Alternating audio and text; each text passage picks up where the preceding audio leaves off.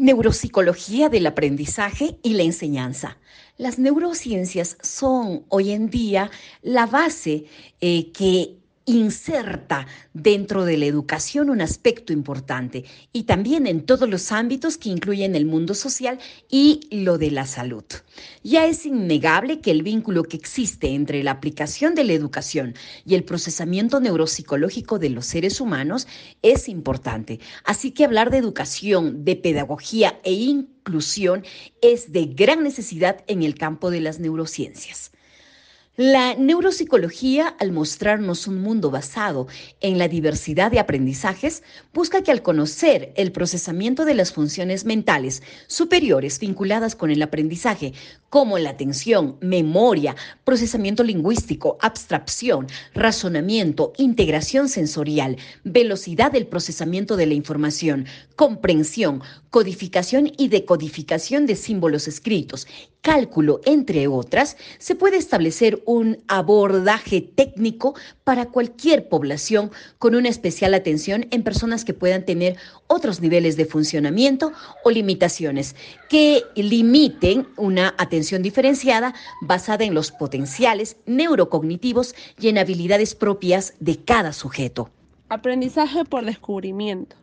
El aprendizaje por descubrimiento surge a partir de los años 60. Este nos señala que podemos llegar al aprendizaje potencial a partir del conocimiento que nos da la exploración investigativa, y esto a su vez potenciado por la curiosidad y el deseo de saber. Jerome Bruner, de 1905, uno de los exponentes más importantes de la teoría cognitiva y creador del aprendizaje por descubrimiento, postuló que el aprendizaje es un proceso activo y que se realiza de manera personal. Para ello, su teoría distingue tres fases de procesamiento, de las cuales son representación inactiva, representación icónica y representación simbólica. La finalidad de Brunner es que quiere que el docente dé las herramientas necesarias al estudiante para que pueda descubrir por sí mismos lo que desean aprender con un conocimiento significativo y con ámbitos de investigación y rigor científico. El acto de aprender. Aquí vamos a ver los tres procesos que implica el aprendizaje de manera simultánea.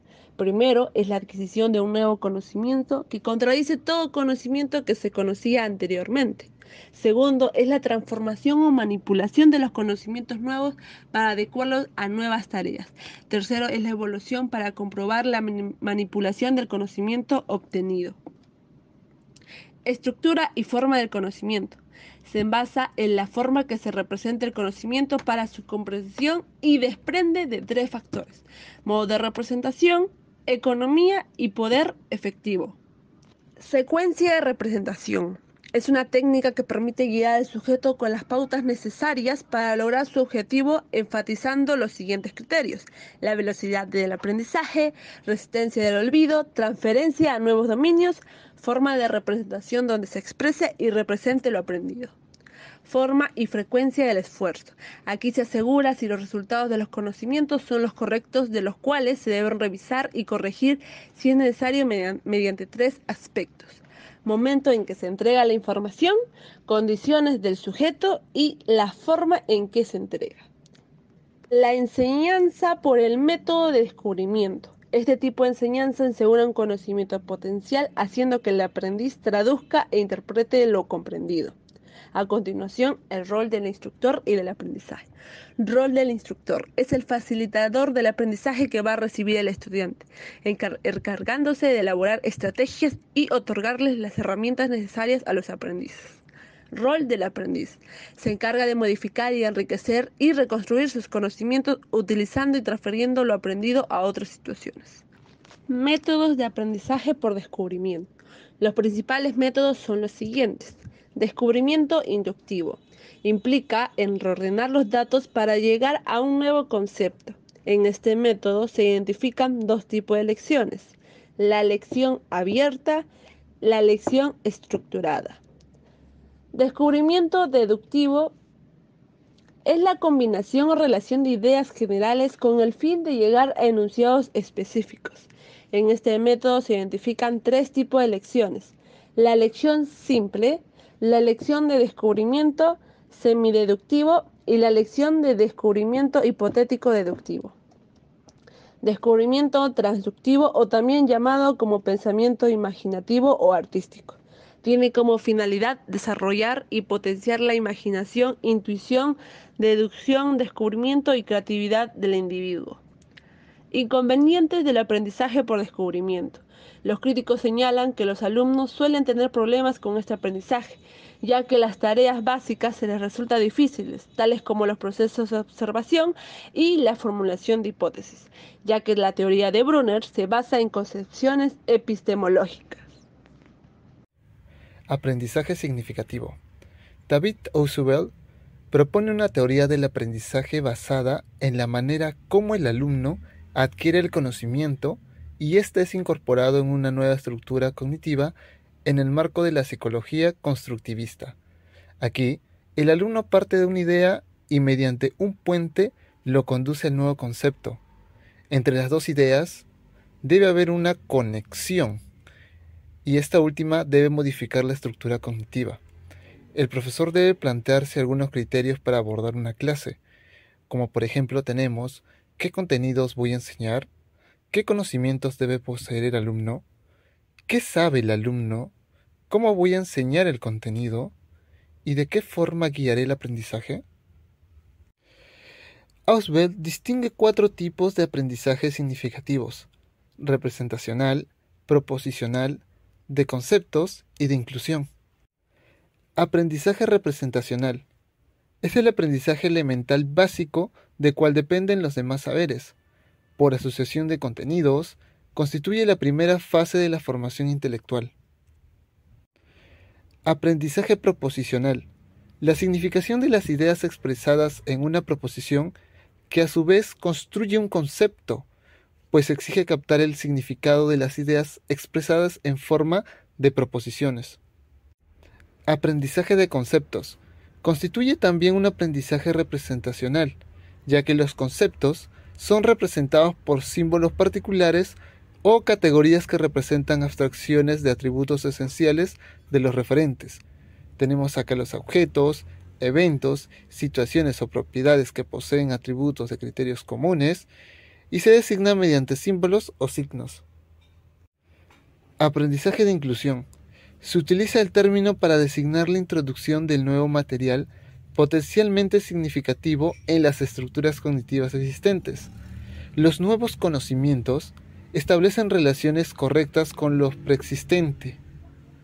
De ellas se establecen variados tipos de inclusión: subordinada, superordenada y combinatoria.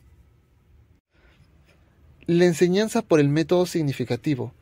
Para que se reproduzca un aprendizaje significativo, es también importante una enseñanza significativa. Para que esto suceda, es recomendable que se den las condiciones pertinentes en la manera de enseñar. Ausubel propone que el alumno sin estructura cognitiva adecuada y conocimientos previos no podrá enlazar nuevos ni asimilarlos adecuadamente. Un aprendizaje significativo prevé ciertas condiciones entre las que se considera a las siguientes. La tarea es potencialmente significativa, los organizadores previos, preguntas de repaso y los resúmenes.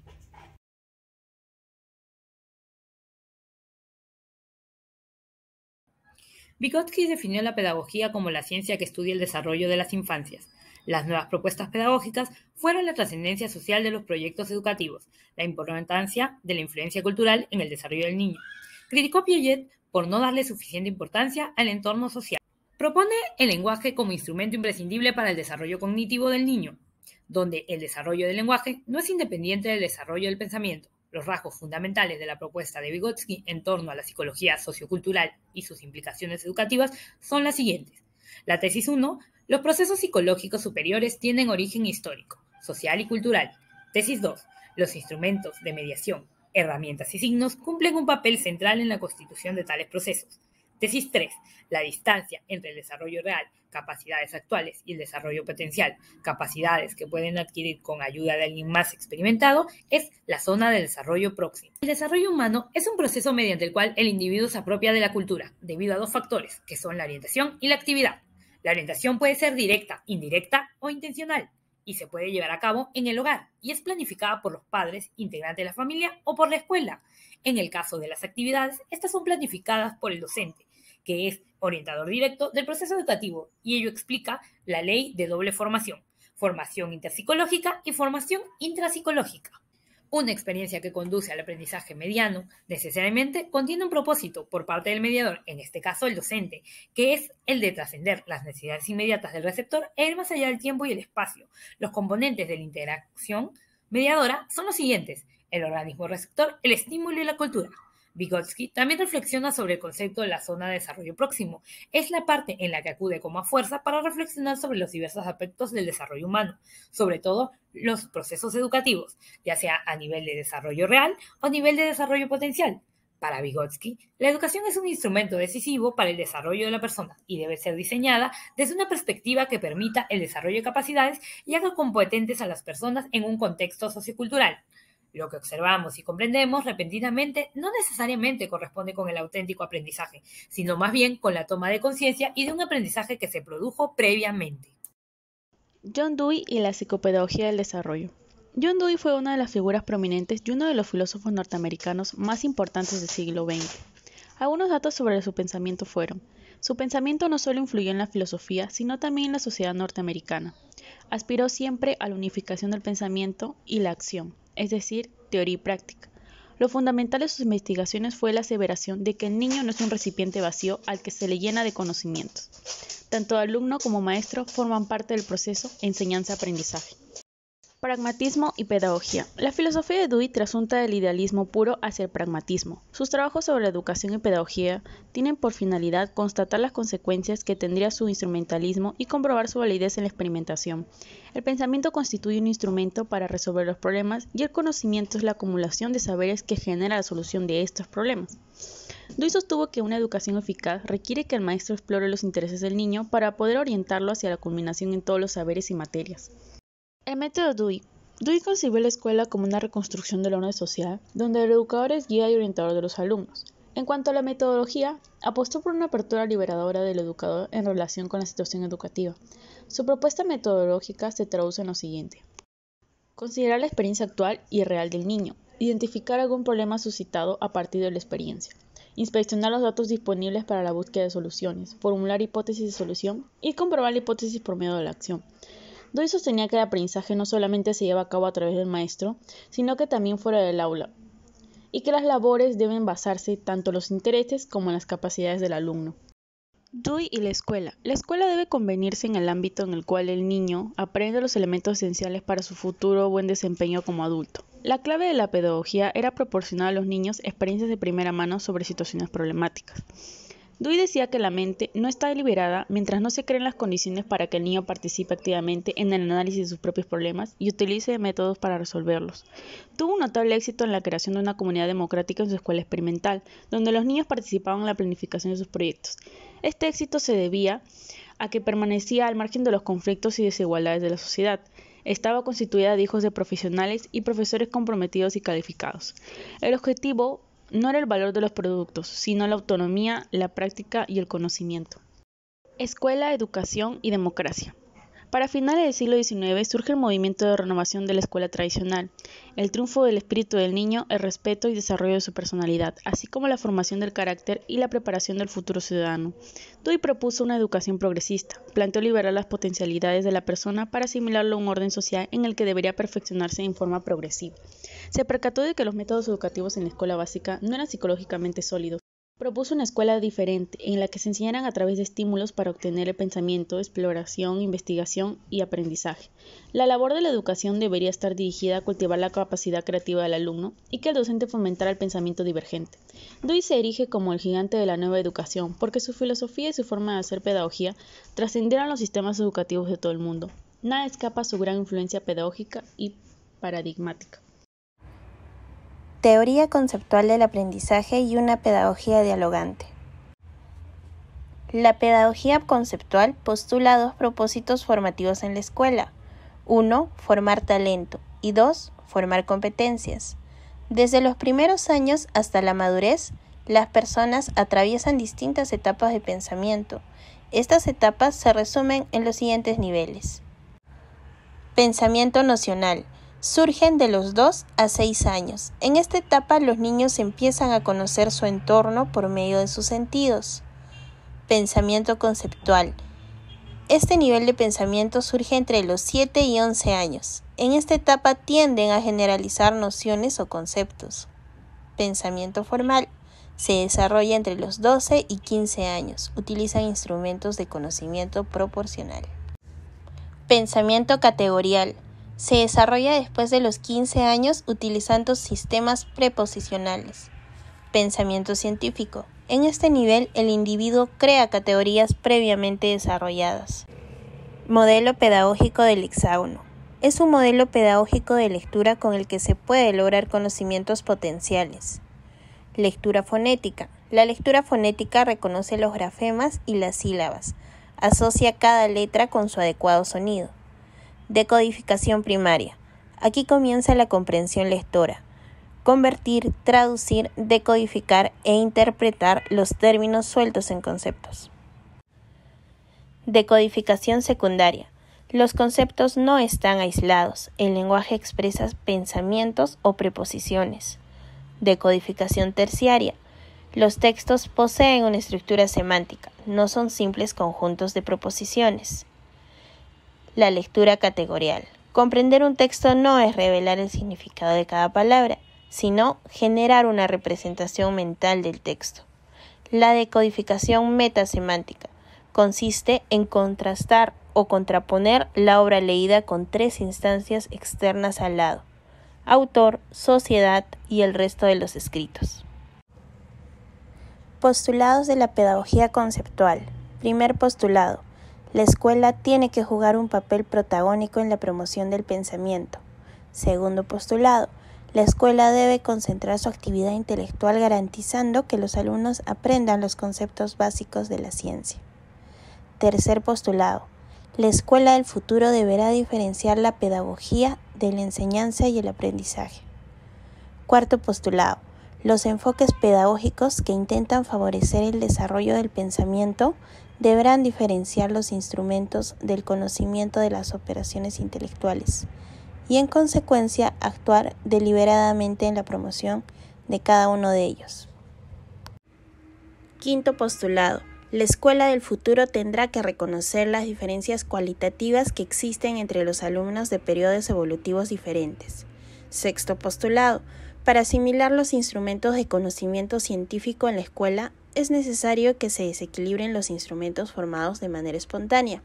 Y séptimo postulado. Existen periodos posteriores al formal, los cuales tienen que ser reconocidos por la escuela para poder orientar a los alumnos y poder trabajar pedagógicamente con ellos. Este es un aporte de la Universidad Nacional Mayor de San Marcos, Facultad de Educación. Docente, doctora Julia Tevez. Alumnos, Alessandra Castellares, José Castro, Angeli Champi, Yasmín Choquecota, Ana Isabel Cueva.